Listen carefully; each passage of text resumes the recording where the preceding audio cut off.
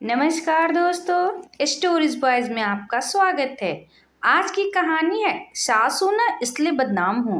शिमला जी सुबह सुबह अपना स्नान वगैरह करके अपने कमरे में माला फेर रही थी। मुंह पर तो जय श्री राम चल रहा था, पर मन में कुछ और ही।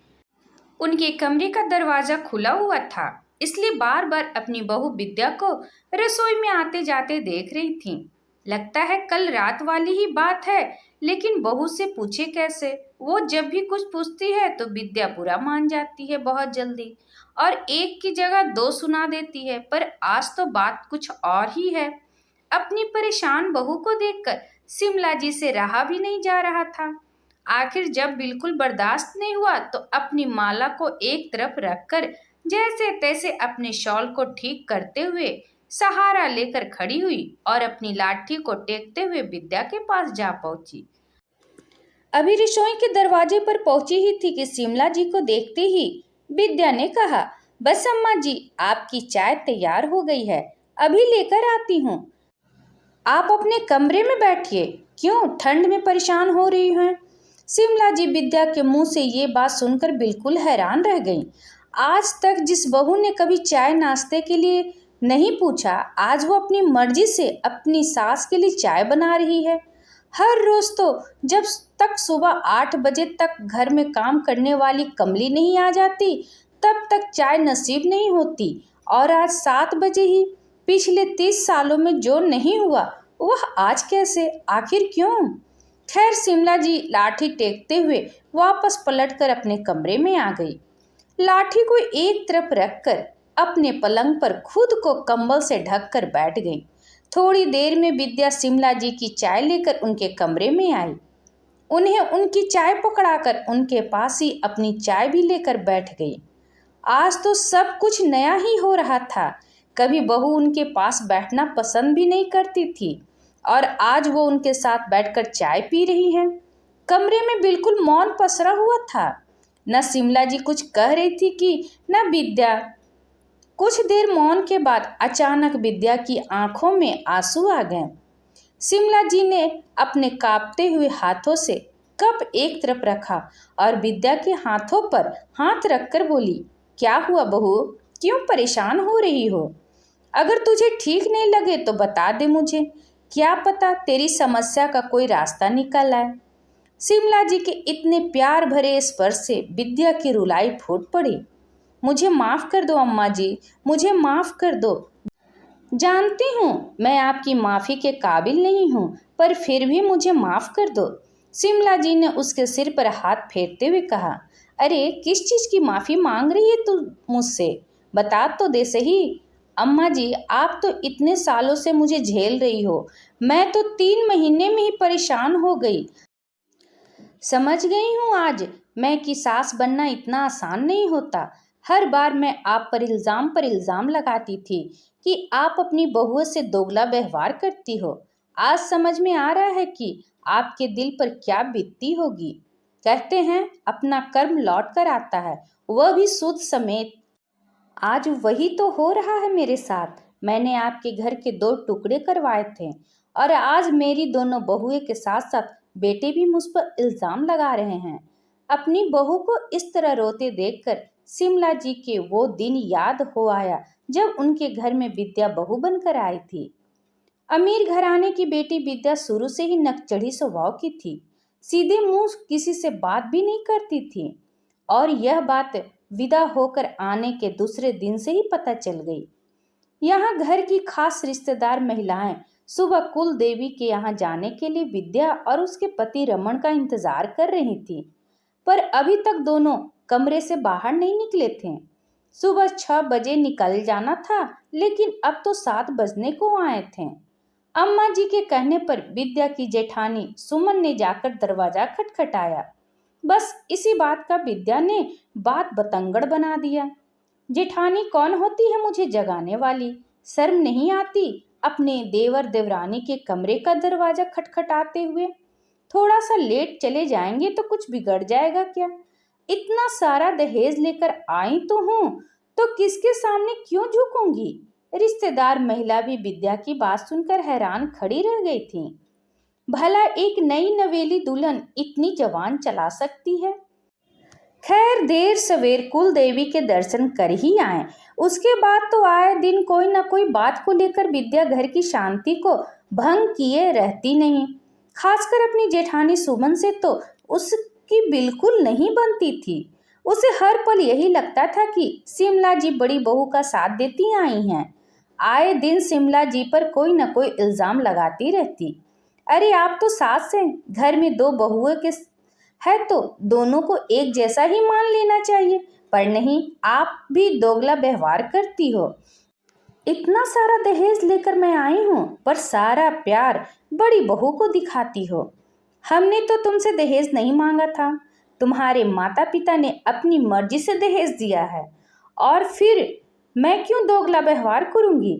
मेरे लिए तो मेरे दोनों बच्चे एक जैसे हैं, तो दोनों बहुएं भी एक जैसी ही होगी। पर विद्या को ना समझना होता तो ना वो समझती। विद्या के जुड़वा बच्चे होने के बाद तो स्थिति और भी ज्यादा बदतर होती जा रही थी। अगर शिमला जी सुमन के बेटे को खिलाती तो उसे लगता कि मेरे बच्चों के साथ भेदभाव कर रही है। अगर शिमला जी विद्या के बेटों के लिए कोई समझाइश देती तो उसे लगता सारा प्यार जेठानी के बेटों के लिए है, बस मेरे बेटों के लिए तो रोक टोक ही है। आखिरकार शिमला जी समझा समझा के थक चुकी थीं। इसलिए थक हार शिमला जी ने दोनों की रसोई अलग कर दी और खुद बड़े बेटे के साथ रहने लगी। पर अभी तक भी विद्या का यही हाल था। अपने बेटों की शादी में उसे शिमला जी को बुलाना पड़ा। तब से शिमला जी विद्या के पास ही थीं। लेकिन शिमला जी का सारा काम घर में काम करने वाली कमली ही करती थी। विद्या शिमला जी के कमरे में आकर झांकती तक नहीं थी और ना ही उनसे बात करती थी। दोनों बेटों की शादी एक साथ ही की थी और घर में, लेकिन शिमला जी का सारा काम घर में काम करने वाली कमली ही करती थी। विद्या शिमला जी के कमरे में आकर झांकती तक नहीं थी और ना ही उनसे बात करती थी।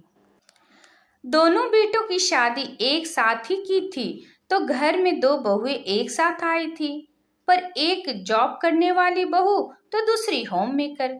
जॉब करना ना करना दोनों की अपनी मर्जी थी। विद्या ने किसी को रोका नहीं था, पर जॉब करने वाली बहू को लगता है कि मैं तो बाहर रहकर कमाती हूँ तो मैं घर का काम क्यों करूँ। वहीं घर संभालने वाली बहू को यह लगता है कि दूसरी बहू तो बन ठन के निकल जाती है, मैं क्या घर में नौकरानी हूँ। बस इसी बात को लेकर शादी के 15-20 दिन बाद ही दोनों में बहसबाजी शुरू हो गई। अब विद्या कुछ कहती है तो बहुएं बात पकड़ लेती हैं। आप तो सास हो, अपनी बहुएं में पक्षपात करती हो। आपके लिए अपनी दोनों बहुएं एक जैसी होनी चाहिए। अभी तो दोनों बहुओं में बहस होती थी, लेकिन कल रात तो बेटे भी इसमें शामिल हो गए। विद्या ने बीच बचाव करने की कोशिश की तो दोनों तरफ से विद्या पर इल्जाम लगने लगा। जो कल घर में हो रहा था उसे देखकर विद्या को अपना किया याद आने लगा था। हालांकि शिमला जी ने भी रोकने की कोशिश की थी, पर जो अपनी सास की भी नहीं सुन रही, दादी सास की क्या सुनती। आखिर दोनों बहुएं रूठकर अपने अपने मायके जाकर बैठ गईं, साथ में अपने पतियों को भी ले गई। इसलिए आज घर में इतनी शांति पसरी हुई थी। खैर शांति को तोड़ते हुए शिमला जी ने विद्या के सिर पर हाथ फेरते हुए कहा, बहू रोना बंद कर। अब तुझे पता चल चुका है ना कि सास बनना आसान नहीं होता। आप गलत नहीं होते हो, बस सास नाम ही ऐसा है कि हर कोई आपको गलत ही समझता है। पीढ़ियों में अंतर आ जाता है, पर इस सोच में अंतर नहीं आता। आप समझाइश भी दोगे तो उसका गलत मतलब ही निकाल लिया जाएगा। इसलिए आंसू बहाना बंद कर। शिमला जी की बातों में विद्या को काफी संबल मिला। अपने आंसू पोंछते हुए बोली, पर अब क्या करूं, मुझे कुछ समझ नहीं आ रहा है। शिमला जी ने मुस्कुराकर कहा, वही जो मैंने किया वही तू कर। जीने दे दोनों को अपनी जिंदगी। रिश्तों में दरार आए इससे अच्छा है रसोई अलग कर दो। अपनी अपनी जिम्मेदारियां खुद समझेंगे, तुम अपना सम्मान खुद बनाए रखो। अम्मा जी लोग क्या, इससे पहले कि विद्या कुछ कहती, अम्मा जी ने ही अपनी बात पूरी कर दी। लोग क्या कहते हैं ये सोच सोच कर तुम बीमार पड़ जाओगी। अभी जो बहू रूठ कर मायके जाकर बैठ रही है, तब भी लोग बातें कर ही रहे हैं ना, तो उससे बेहतर है उन्हें अलग ही कर दो। आखिर अम्मा जी की बात विद्या को जच गई और वो चल दी अपने बेटे बहू को फोन करने। आखिर निर्णय तो वो ले चुकी थी, बस अब उस पर अमल करना बाकी था। आखिर बेटों बहुओं को बुलाकर रसोई अलग कर दी गई। दोनों बेटों में से बड़े बेटे ने अपनी माँ के साथ रहना ही पसंद किया, वहीं दूसरा बेटा घर के दूसरे माले पर शिफ्ट हो गया। हर रिश्ते की अपनी अपनी पहचान होती है। जब तक हम उस कटघरे में अपने रिश्ते को नहीं लाते, तब तक हम उनकी भावनाओं को समझ नहीं पाते हैं। आशा करती हैं कहानी आपको पसंद आई होगी। इस पर आपकी क्या राय है कमेंट करके ज़रूर बताइएगा। अगर पसंद आया तो प्लीज़ लाइक एंड सब्सक्राइब करना ना भूलें।